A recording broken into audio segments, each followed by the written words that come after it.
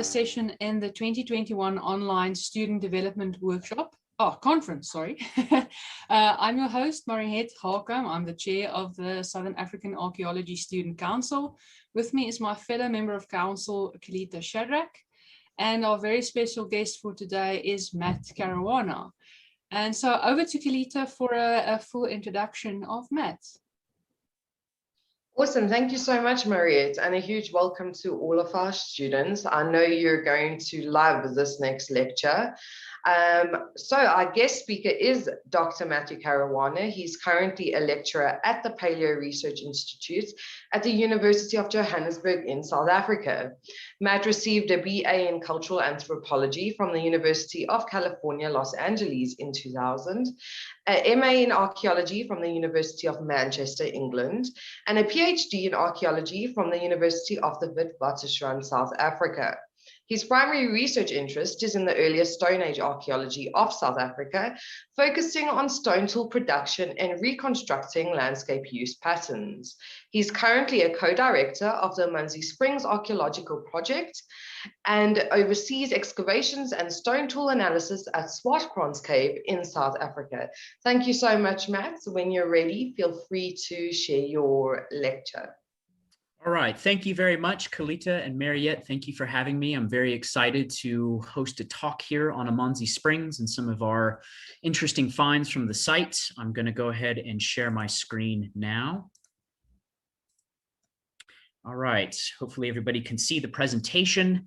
I am part of an archaeological sort of research team that is currently investigating Amanzi Springs. And this is a site in the Eastern Cape, just north of sort of Port Elizabeth area. I'm going to be talking to you a little bit about the dating of the site, which is something brand new, and some of our very early interpretations of the technology from this particular site.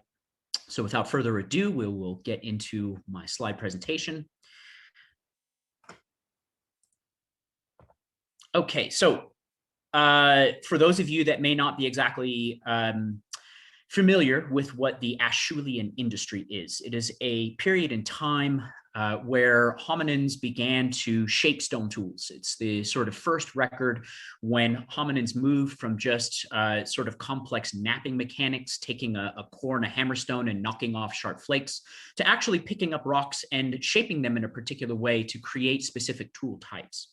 This is a very important time in our evolution because there are certain amounts of social and cognitive sort of capacities that come along with the idea of shaping stone tools. For instance, you have to have some idea of what you want to create when you pick up a rock. When you pick up that blank, which could be a river cobble or something of the sort, or just a clast on the ground, you're thinking about how you're going to detach flakes from the body of that blank to achieve a certain size and a certain shape of a tool. And the Acheulian industry is really sort of hallmarked by two specific stone tool types, the Handaxe and the cleaver. The Handaxe is the most iconic of the Acheulian stone tools. It has this sort of lovely teardrop shape to it, a pointed end typically, and it has this sort of sinuous cutting edge that is typically bifacially flaked, meaning flaked on both sides of the implement. Here we see a Handaxe on the left-hand side in plan view. You can see that sort of pointed tip to it. And next to it, we have the cleaver. The cleaver is essentially defined by a straight edge at its distal end. And now these stone tools, Handaxe and cleaver, they have sort of suggested name as to what they were used for. But the truth being is that Acheulian hominids use these tools for a variety of different types of cutting tasks. Anything from shaping wooden implements to butchering animals. So when we say Handaxe and we say cleaver, these are just sort of old names that have almost like a sort of history of etymology to them. It's not that Acheulian hominids were making Handaxes and using them as axes per se. The Acheulian industry is one of the longest, actually, I think the longest sort of stone tool techno-complex that evolved in human history. It comes about on the landscape at around 1.7 million years in East Africa and potentially in South Africa at that point in time. And it lasts right up until about 125,000 years ago. It's an incredibly long sort of time span where these tool types were the sort of main technological production types for stone tool making. It comes about shortly after the evolution of Homo erectus and Homo ergaster on the African landscape, and the technology crosses evolutionary boundaries. It's made by a group of sort of different hominid species, which we lump together into archaic Homo sapiens. That includes things like Homo heidelbergensis, Homo rhodesiensis, and so on and so forth. So it's an incredibly long-lasting sort of form of tool making because it was so successful. They could make these implements, they traveled well. We know that Acheulian hominids were incredibly mobile. They were taking them around the landscape, and anywhere that they could find good sources of raw materials, they could reproduce these tool types. So the Acheulian is also broken up into a sort of early phase and a later phase as well. Now, this is a very complex topic. There are many ways that people divide up the Acheulian. It's not just one sort of seemingly endless form of tool making. There are differences that come about in the sort of earlier period from about, let's say, 1.7 to about 1 million. And sometime after 1 million, there's this shift in tool making, which we recognize as the later Acheulian. And this comes along with the production of more complex types of prepared core technology. For instance, the sort of beginnings of Levallois happen in the later Acheulian. In some places, we may get the production of blades. And one interesting thing that happens with these large cutting tools, such as Handaxes and cleavers, is that they become a little bit more refined. The techniques for making these specific tool types seems to shift. And archaeologists often argue about what traits are really represented by the sort of late Acheulian tool making when it comes to Handaxes and cleavers, but they tend to be a little bit thinner. They tend to be a little bit more symmetrical. And we do see evidence along their edges that they seem to be retouched and regularized. So we have some differences between the early and later Acheulian that we need to account for in terms of why and how those traits develop. One of the interesting sort of differences when we focus specifically on the making of Handaxes between the early and the later Acheulian is the idea that there is a sort of more long drawn out process defining the later Acheulian Handaxe making. So here we just have a very brief schematic of the sort of processes by which Handaxes are made, which starts with the blank, the sort of primary shaping, which is the sort of edging phase. And then we have some thinning mechanics. And the reason that Handaxes need to be thin is because these tools are portable.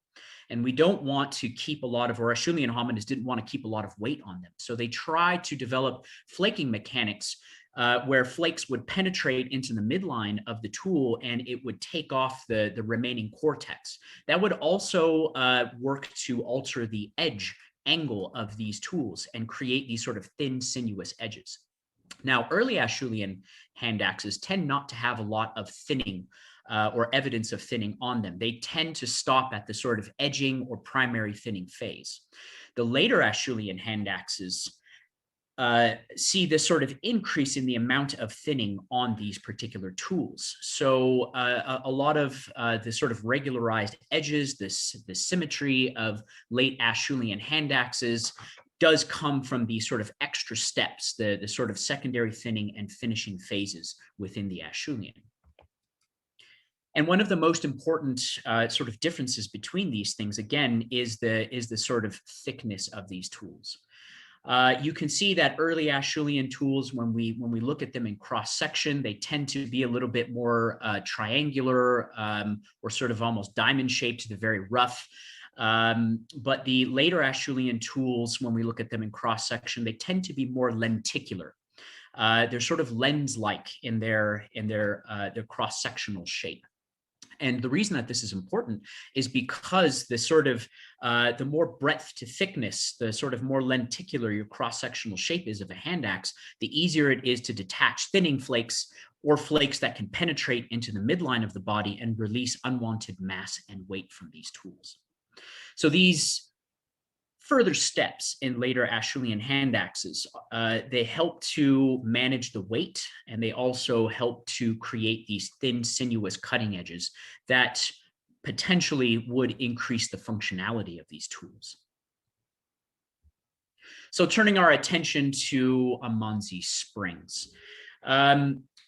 Amanzi Springs is a really important locality for understanding the Acheulian occupation of the sort of southern regions of South Africa.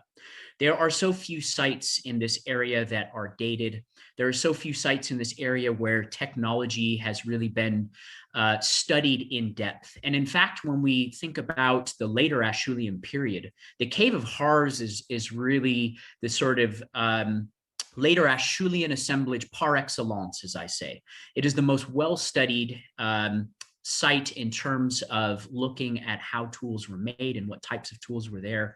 There's been a number of technological studies that have provided great detail about this site. And that site is sat right in the sort of northern part of South Africa, as we can see on the figure A in the map here.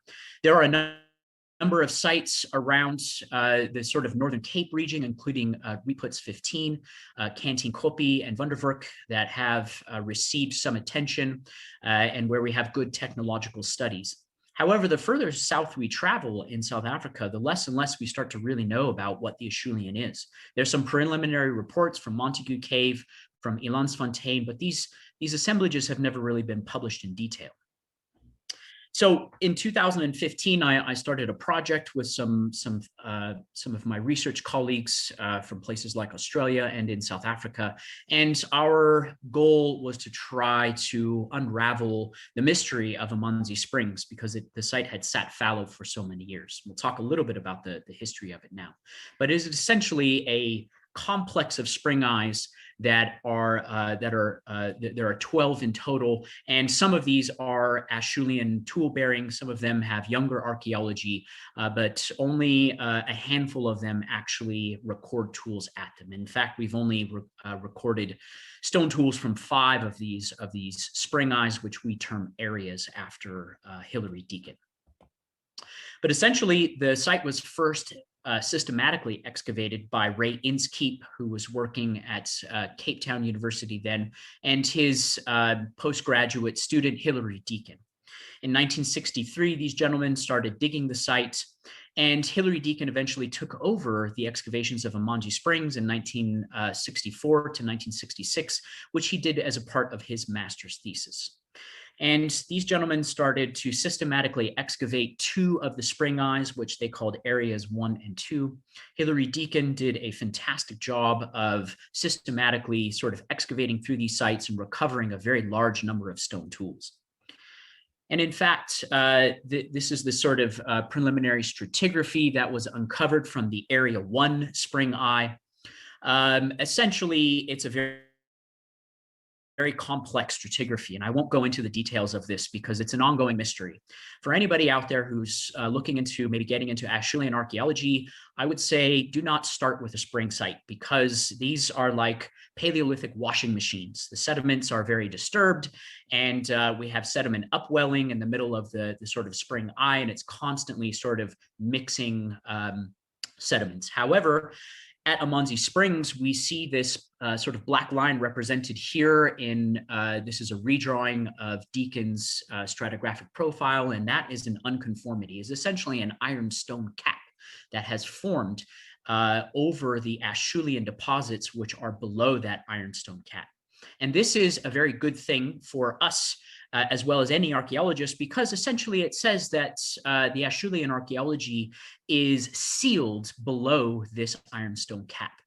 Within the area, the water is very iron rich. And so over time, water is depositing within the spring, the iron sediment starts to settle, and during periods of dry times, the iron is leached from the water and it begins to form this cap.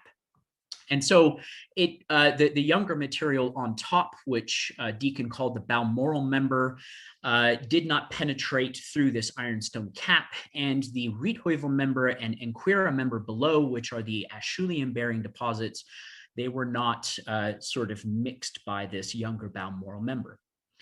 And so that's just a sort of very brief introduction into the stratigraphy of the sites. And luckily enough, we can say that while there may be mixing between subunits within these members, there is not a lot of mixing between the sort of younger Balmoral and the Acheulian bearing Rietheuvel member. And this is good for us because Amanzi Springs is incredibly rich. There are a lot of tools, even on the surface of these spring eyes. One walks around between the sort of tool-bearing spring eyes and just sees tools everywhere. And in fact, Deacon collected over 3,000 stone tools from the site, and for an Acheulian site in South Africa, this is quite a large assemblage. However, they were never really studied in their entirety. He only studied a small portion of these tools, which he published in a sort of little booklet that he published through a museum, the Grahamstown Museum, in the 1970s. Interestingly enough, he had a lot of impressions about the archaeology as he was digging it. And the two words that he used were heavy and unstandardized. He was specifically referring to the large cutting tools, the hand axes and the cleavers from these sites. He found that most of these tools had very few flaking scars. They were really heavy in their weight and they were very thick. Now, interestingly enough, Deacon used these traits to assign this site to the late Acheulian period. He believed that Amanzi Springs was potentially a time right before a very important transition from the earlier Stone Age to the Middle Stone Age represented in South Africa.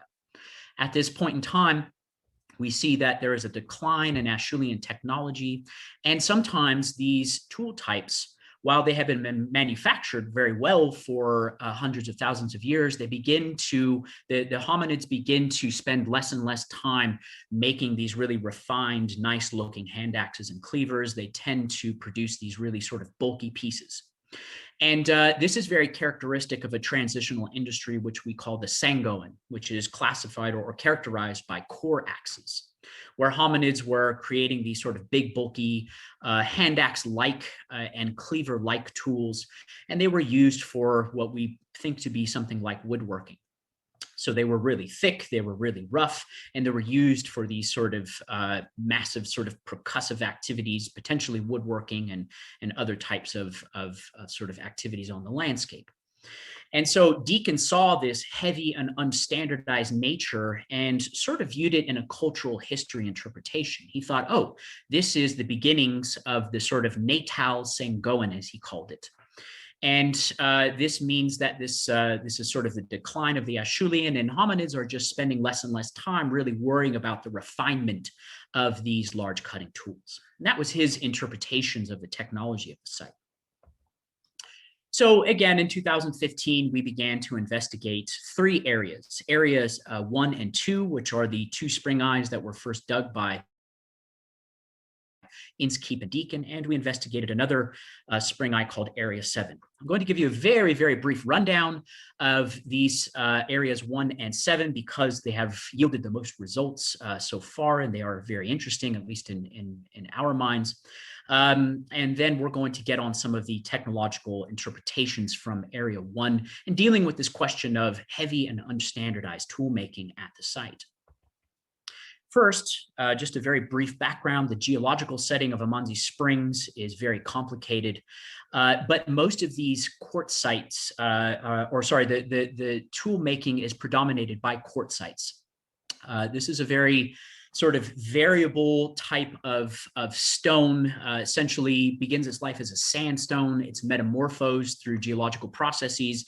And the interesting part about quartzites, while can be a very fine-grained raw materials, depending upon if it was metamorphosed well, if there was enough sort of time, heat, and compaction going on with these sandstones, they are extremely variable in their internal consistency. And that's very important for us to understand for later on in the talk. But these quartzite materials come in the forms of boulders. The Enon formation is a sort of characteristically a geological conglomerate that encapsulates these quartzite boulders that began their life within the Table Mountain sandstones formations. The Enon formation sort of forms during Cretaceous period, and during the Jurassic period, it starts to erode away and it withers these large sort of quartzite boulders to cobbles all over the sort of Eastern Cape landscape where it's present. So there are natural raw materials on Amanzi Hill where these spring sites are located, as well as in the local Kucha River Valley, which is less than about 2 km from the site. So on top of Amanzi Springs on the hill, as well as the Kucha River gravels, we have our primary sources of raw material collection. Turning our attention to Area 1, we agreed with most of Deacon's original interpretations about the site. However, we have found that there are some subunits within the Rietheuvel member, and we have yet to explore the Inquira member. The Balmoral member is almost exactly as how Deacon initially interpreted it. However, we have then used OSL dating, or optically stimulated luminescence dating, to look at quartz grains within these very sandy units, and we have produced a chronology for the site that we feel is very faithful. The Balmoral member is somewhere around the neighborhood of 190 to 60,000 years ago, depending upon the layer, and it contains MSA stone tools. The Rietheuvel member dates to anywhere from around 380,000 to 400,000 years ago. So during a time of marine isotope stage 11. And this is where we find all of our Acheulian materials. We do recognize that there is this large sort of unconformity. We agree with Deacon in that sense.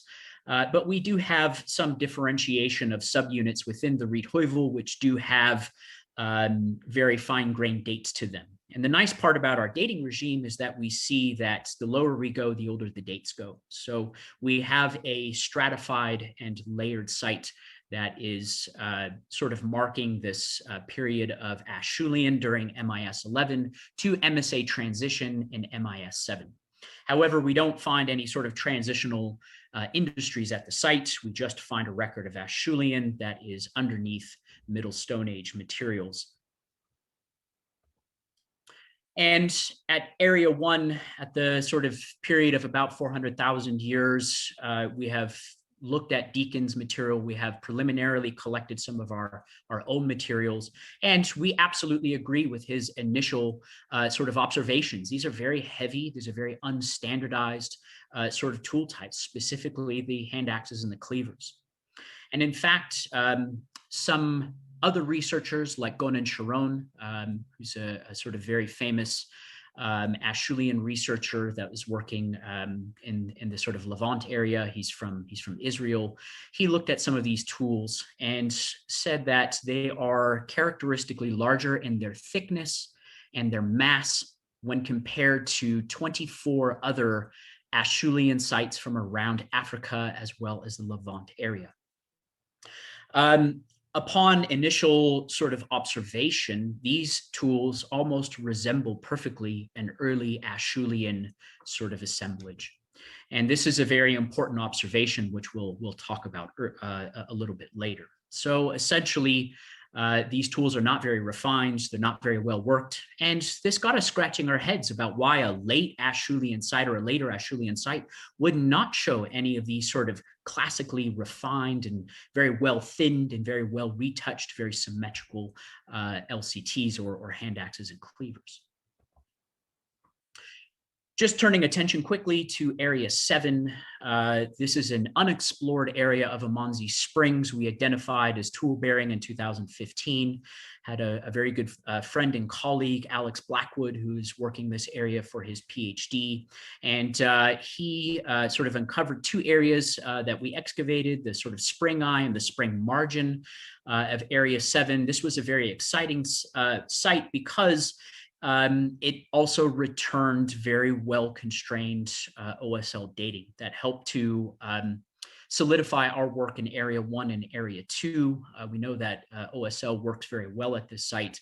And he also uncovered this sort of transition between Acheulian tools that are older than 190,000 years and MSA tools that are younger than 190,000 years. Interestingly enough, at an Area 7 in the MSA, we find a lot of blades and points, which could represent hunting tools. There's a lot of levallois core strategies and preparation going on within the site. And the Acheulian materials in Area 7, they do look a little bit different. There are some forms in Area 7, which is slightly younger than Area 1, which do look a little bit more refined, but for the most part, we do find that they are very sort of large and unstandardized, as Deacon would say. Another interesting part about this site is we have a lot of organic preservation. Here you see in the sort of left half of the screen, a Handaxe sitting on top of a piece of wood. We see a lot of preserved wood and even some trace fossils of leaves, which you see in the bottom left or right-hand corner of the screen here. We have a very good pollen record, and hopefully this is going to produce a really nice environmental record. So not only can we look at transitions in technology through time at Amanzi Springs, we can also potentially look at changes in the environment and see if there's any real correlations between the sort of time period of MIS 11 and MIS 7 and how that may have affected stone tool making strategies between earlier and middle Stone Age hominids. However, that is all research that is currently ongoing. So we expect maybe a year or two before we really have a nice fleshed out record of environments. Now turning our attention back to Area 1 and looking at some of the variability, as we might say, in the morphology of large cutting tools like Handaxes and cleavers. We're going to specifically focus on now on Handaxes, just because they're so iconic for the Acheulian period. And luckily, I was able to gain access to studying both Cave of Hearths, which is, again, that sort of classic later Acheulian assemblage, younger than 780,000 years at the site. Unfortunately, that's about as refined as the date as we can get at the site for now. And also, I started comparing Amanzi Springs to tools found from Reputs 15, which is essentially about 1.3 million years. Reputs 15 is one of the earliest Acheulian localities in South Africa, located in the Eastern Cape. It's essentially was discovered through mining activities and has some very early dates. And when we compare Cave of Hearths and Reputs 15, we see the sort of classic differences of later Acheulian versus early Acheulian, respectively. Where at the Cave of Hearths, we tend to find more well-worked, well-reduced Handaxes that tend to be a little bit more symmetrical. They tend to be very thin. Whereas at Reputs 15, very characteristic of the early Acheulian, we see a lot of primary shaping, a lot of sort of early flake scars with no evidence for thinning. They are very asymmetrical. They are very thick.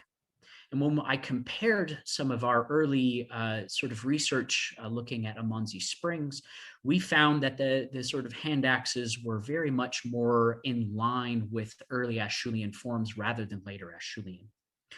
And so there are various ways to sort of interpret this. We'll get to a second.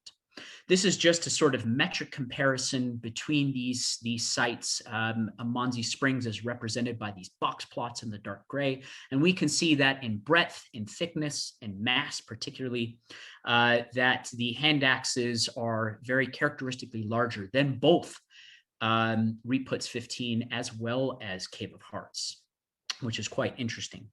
When we look at elongation, or the length versus the breadth index, as well as the refinement index, that's breadth versus thickness, we can see that Amanzi Springs is more characteristic of early Acheulian than anything else. And so again, it brought up a lot of questions as to why we see these tool forms that look almost so crude for a later Acheulian assemblage. And so there are various ways that we think about interpreting the sort of morphology or changes or variation in morphology of Acheulian stone tools within archaeology. We can look at it from a cultural history perspective, which is what Deacon said. He said that this was a sort of representative of a transition from Acheulian into a Sangoan. And so this essentially says that changes in tool forms and tool types are equated to changes in cultural groups. So we have a difference in the way that technology is being produced. We have specific social norms within groups that are sort of causing these shifts in tool types and tool morphologies to change. There is also an evolutionary biology perspective we might take. It's simply a difference in napping skill. You know, as we see the evolution of different types of hominids on the landscape, we might see differences in tool types. We might, expect there would be an increasing refinement because the sensory motor capacities of hominids tends to increase through time. So that doesn't really fit the bill all that well for Amanzi Springs because we're moving from a refined or expected sort of refined type of tool type to a more sort of almost crude tool type. And then we have the more practical solutions, things like raw materials. The structural and mechanical properties of rocks may affect the sort of abilities of the nappers to reduce and refine these specific tool types and morphologies.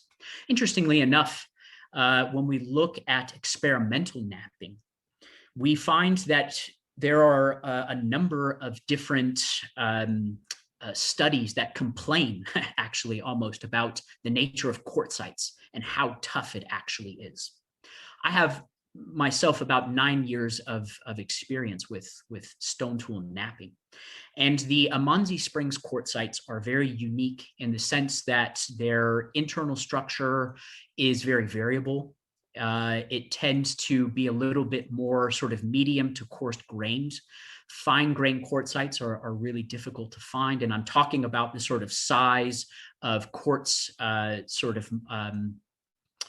minerals inside of the rocks. If you have these sort of large, blocky or unsorted quartz minerals inside of your quartzites, they tend to be a little bit more difficult to flake. We call those sort of medium or sort of coarse grained quartzites. When you have microscopic quartz minerals inside of your quartzites, they tend to be more fine grained and they're easier to nap.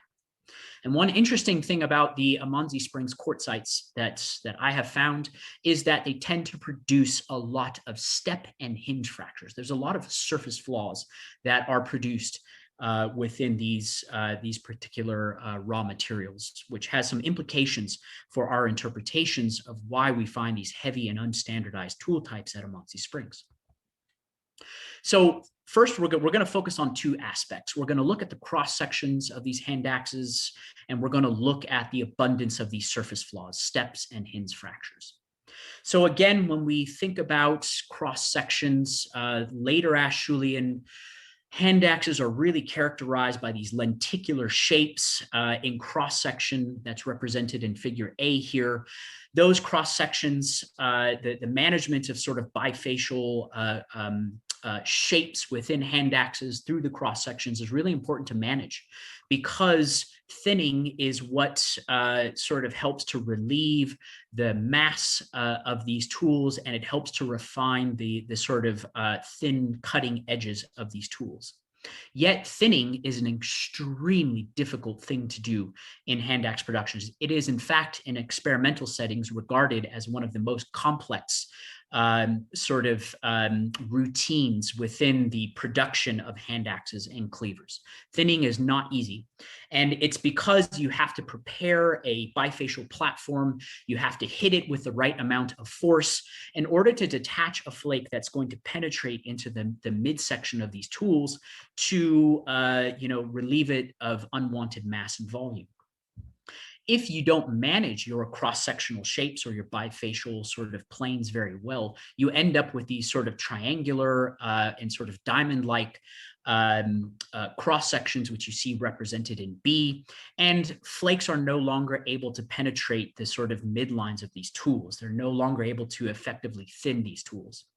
If you get steps and hinge fractures that develop, you can sort of, you get these sort of awkward shapes along your bifacial edges, overly concave and convex types of edge shapes that will further prevent you from thinning, which are represented in C and D here. So when you're thinning a Handaxe in the later Acheulian, you really want that lenticular shape that's represented in A. All the rest of these shapes are bad news for you. You're either going to produce these really thick bifacial edges, you can't thin your tool, or you're going to produce these convex and concave shapes that will no longer allow you to thin your tool, but step and hinge fractures are more likely to develop in these scenarios. So one of my sort of recent focuses for research is to look at cross-sectional shapes and what do they tell us about Handaxes when we compare them across the sort of early to late Acheulian boundaries. And here I use the example of Amanzi Springs, as well as Cave of Hars, which is represented as the sort of later Acheulian sites, and Reputs 15 and Sterkfontein Member 5 West, which are two well-known early Acheulian sites. And I took the cross-section of 3D scans of Handaxes, which you can see in the figure on the left, A and B, and I ran them through geometric morphometrics. I essentially plotted evenly spaced landmarks. I used about 40 specimens from each of these sites, and I sort of transposed them on top of one another, regularized the shape, which we call Procrustes analysis, and then we ran them through a principal component analysis to see where does the variation in these shapes actually plot, and if we're to sort of categorize a sort of mean shape for each assemblage, what would they look like? The very black thick line you see is the Cave of Hars, which plots on the right-hand side of this shape, and lo and behold has very lenticular sort of outlines to its sort of tip, midline, and base regions of its Handaxes. It is characteristically later Acheulian in that sense.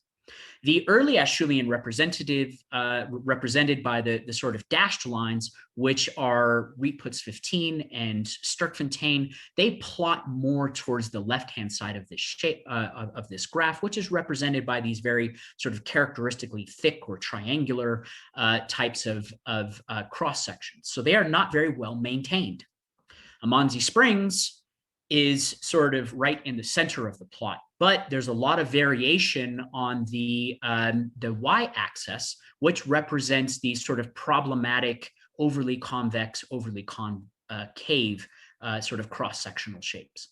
The point of this graph is to show you that Amanzi Springs is plotting very problematic cross-sections. These nappers are not managing their bifacial sort of cross-sectional shapes of these tools very well. Moving on, we also decided to investigate the sort of abundance of surface flaws, steps, and hinge fractures. So on 3D scans of Amanzi Springs, as well as Cave of Hars and Reputs 15, I started mapping out the sort of surface area and the total length that you see represented here in this graphic of surface flaws on these tools to see maybe these have an influence on their overall shape. This is a preliminary analysis. It's still ongoing research, but we see that the average length and surface area of flaws or step and hinge fractures is proportionally much, much larger than both Cave of Hars and Reputs 15. This is characteristic or sort of a telltale sign that napping quartzites at Amanzi Springs is really difficult, and it causes problems with the thinning phase of these specific tool types. I then compared the length and surface area of these flaws to what's called the scar density index. This is a measurement of reduction intensity. It essentially plots how many flake scars versus the total surface area of a Handaxe that you have. The higher number of flake scars and less surface area of a Handaxe tends to suggest that it's more reduced. There's more time and effort spent in flaking that Handaxe. These are the Handaxes that we tend to see that are very well worked, they're very thin, and they're very symmetrical. When we look at this graph, this is just a sort of simple bivariate plot. We see that Amanzi Springs clusters within the area of high surface area, surface flaw length, as well as surface area flaws, and very low reduction intensity, very low number of flake scars and a lot of surface area to the Handaxes themselves. When we look at Reputs 15, it plots somewhere in the middle, and we will look at the Cave of Horrors, it plots on the opposite side of the graph. There's very little step and hinge fractures, and there are a lot of flake scars versus the surface area of these tools. So they're more reduced and they have less flaws on them. Amanzi Springs is the exact opposite. One interesting thing about Amanzi Springs is that these knappers were investing a lot of time in producing blanks for making Handaxes and cleavers through large flaking mechanics. They weren't just taking cobbles or only cobbles from these raw material sources and flaking them in a bifacial manner. They were using large boulders as essentially large cores.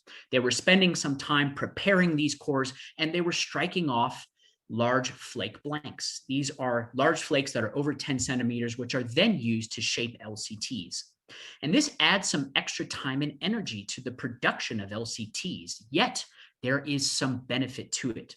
Interestingly enough, when we compare blank types within the Area 1 assemblage at 400,000 years at Amanzi Springs, we see that the large flakes or Handaxes that were made on large flakes tend to be thinner, and they tend to have less step and hinge fractures.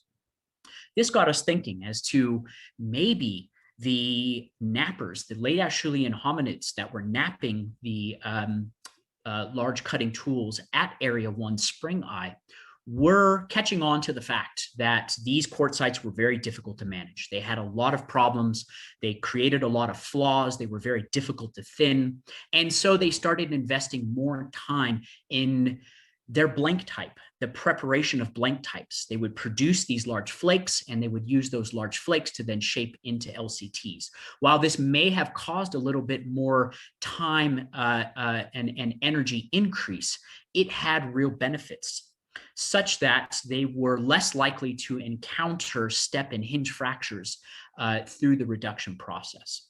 And so even though the Amanzi Springs Handaxes and cleavers don't really represent the upper echelon of late Acheulian technology, it does say something about the fact that the nappers were potentially able to work around the mechanics of the raw materials themselves. And this is an insight into the sort of industrial nature of later Acheulian hominids.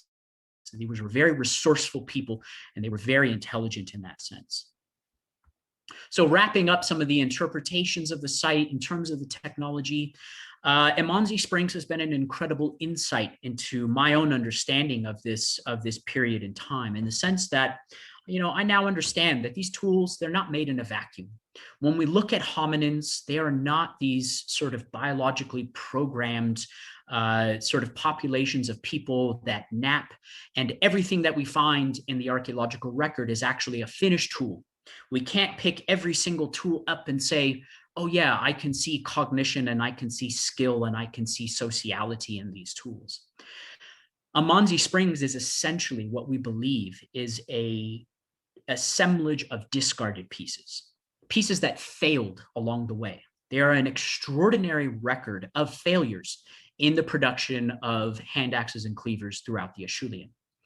And yet it has some insight into how late Acheulian hominids navigated the sort of variability of quartzites and investing more and more time in large flaking mechanics to create blanks.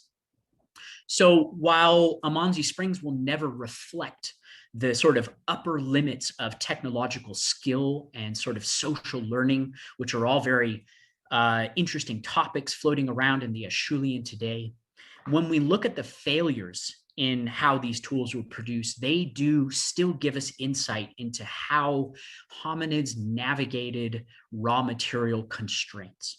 And this is a different side to looking at sort of the cognitive complexity and things like the intelligence of later Acheulian hominids.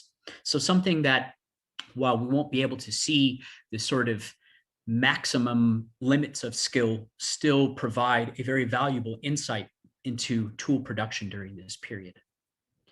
And lastly, just to give you some insight into how we're interpreting Amanzi Springs at this point in time, we're looking at it as a workshop. It's a sort of place where hominids were going to quarry raw materials. They were there to utilize the resources of the springs, both small animals that might be living around there, as well as plants and so forth. They were making these tools. They were throwing out the rejects, which explains most of the variability that we see in the sort of lithic assemblage. And they were probably carrying off the successful tools, the tools that were able to be successfully thinned and retouched. They were carrying those things off onto the landscape. Those were the tools that they were using. And so, the record at Amanzi Springs is incredibly unique because it gives us an insight into how hominids were sort of overcoming some of the challenges of raw materials. And what we see are essentially the discarded or the rejected pieces on site. Okay, thank you very much. I'm going to stop sharing my screen, and I hope you guys enjoyed the presentation. Thank you so much for that presentation, Matt. I think we're all very excited to get some preliminary results from Amanzi Springs. And yeah, that was absolutely wonderful. I think, again, I'm quite biased. I said this in another presentation because it was also on the early Stone Age. It's an incredible period to understand how we got to where we are and the milestones that had to occur for us to really evolve into the majestic creatures we are now. But I do have one question. I know Mariette also has a question. So I'm going to ask you, sorry, give me 2 seconds. Sure. Amanzi Springs is one of the more coastal-lying sites or near coastal-lying sites in South Africa compared to a lot of the other later Acheulian sites or Acheulian sites in general. Yeah. What do you think this suggests about any behavioral practices of Acheulian hominids, specifically on this new or different landscape?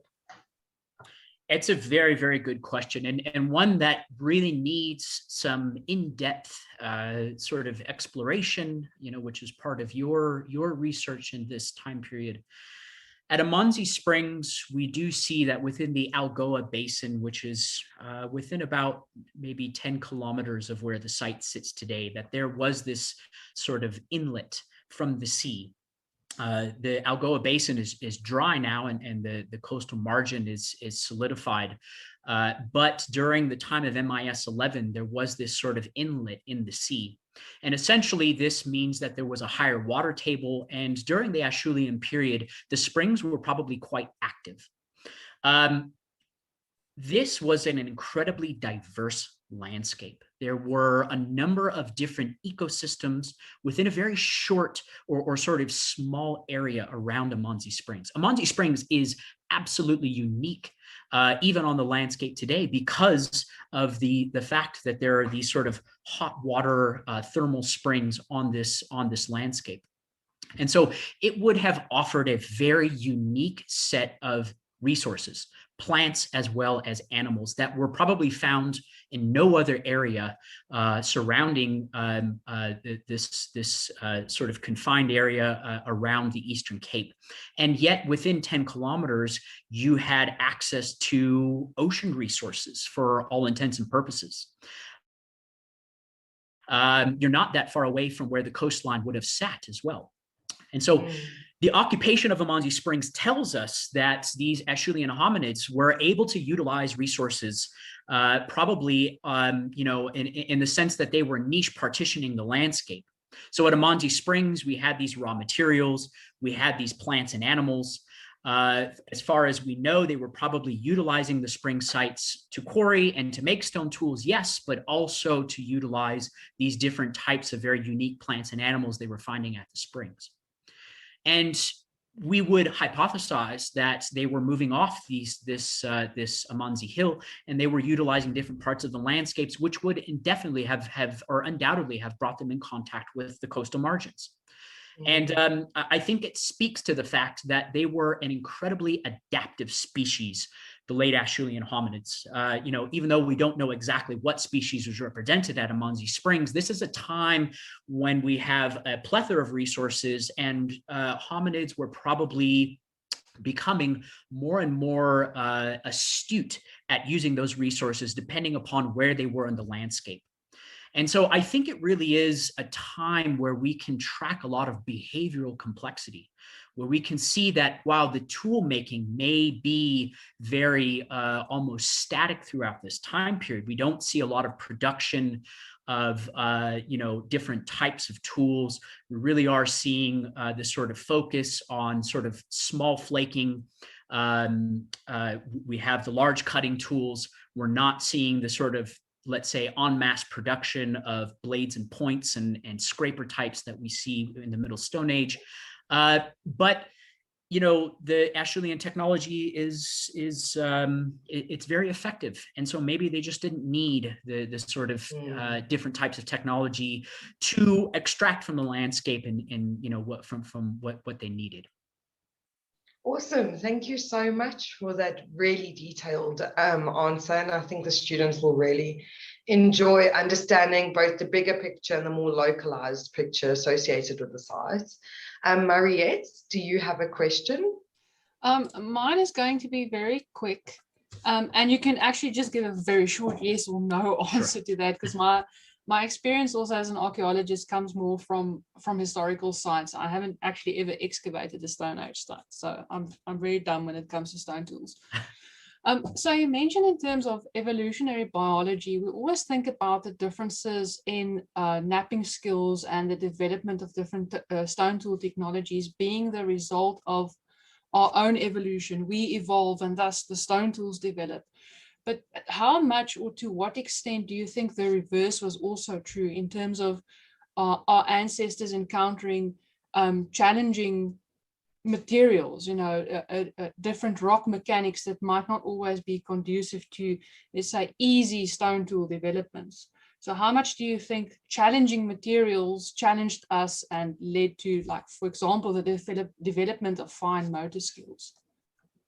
Yeah, it's a feedback loop, undoubtedly. There's no reason to say that it's just these sort of increase in biological capacities. That increase in biological capacity has to be driven by something. That's the way that sort of adaptation works, and that's an extremely good point, because raw materials in general around South Africa vary so much. When you look at the sort of southern coastal margins, you compare that to sites in like Limpopo, even though predominantly quartzite is used at Cave of Horrors, it's a very different type of quartzite. And so that, you have to sort of unpack the challenges of trying to learn to knap that quartzite versus what you might encounter in the Eastern Cape. Even though those populations may not have ever reached, the Cave of Horrors and Amanzi Springs, where they were sort of walking between sites or something like that. When we look at these regions within South Africa, they all host a variety of different types of raw materials, which all have to be negotiated, and the same thing goes for the sort of Vaal Kimberley region as well.